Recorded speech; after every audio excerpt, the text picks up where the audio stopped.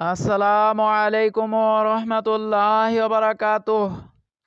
নাহমাদুহু ওয়া নুসাল্লি আলা রাসূলিহিল কারীম, আম্মা বাদ।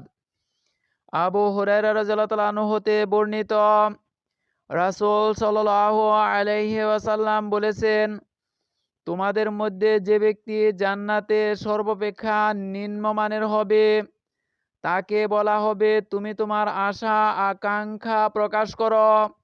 তখন সে তার আশা আকাঙ্ক্ষা ব্যক্ত করবে, আরও আশা আকাঙ্ক্ষা ব্যক্ত করবে, অর্থাৎ বারবার অনেক অনেক আশা প্রকাশ করবে। তখন আল্লাহ তাকে জিজ্ঞেস করবেন, কি তোমার আশা আকাঙ্ক্ষা শেষ হয়েছে? সে বলবে, হ্যাঁ। অতঃপর আল্লাহ বলবেন, তুমি যা আশা করেছ তা দেওয়া হলো এবং তার সমপরিমাণ দ্বিগুণ দেওয়া হলো। সহিহুল মুসলিম, মিশকাত, হাদিস নম্বর 5385।